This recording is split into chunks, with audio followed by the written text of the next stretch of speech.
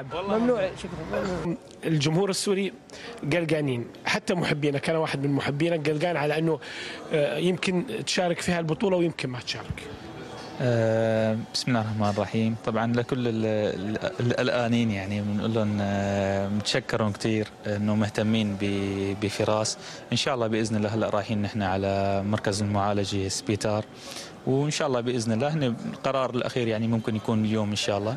اذا الامور يعني التمزق مو قوي بنسبه مليحه ممكن ان شاء الله باذن الله نشارك. ان شاء الله نسب المشاركه يعني تفوق 60% ان شاء الله تعالى.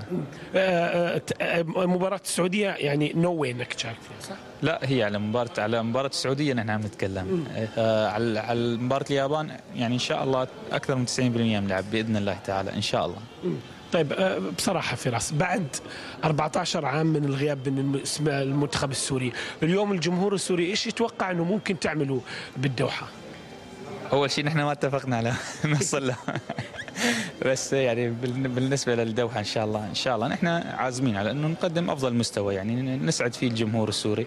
بتعرف امكانياتنا نحن طبعا بالنسبه مقارنه بالسعوديه وفي اليابان يمكن فروقات كبيره حتى في التصنيف، يعني السعوديه واليابان تصنيف متقدم، نحن تصنيف متاخر يعني.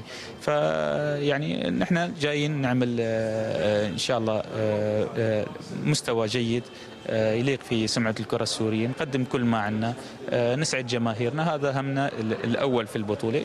بعدين أكيد نحن بنطمح أنه نفوز، بنطمح أنه ننتصر، لكن نكون واقعيين أنه الفروقات كبيرة بيننا وبين المنتخبات اللي معنا في المجموعة. باستثناء تخدر فراس.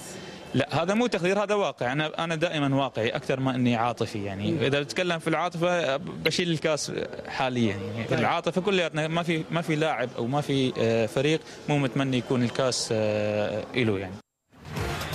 بالسلامات لأبو حمزة، واليوم أنا كمان تحدثت معه. ونذهب إلى الدوحة مع مفاجأة.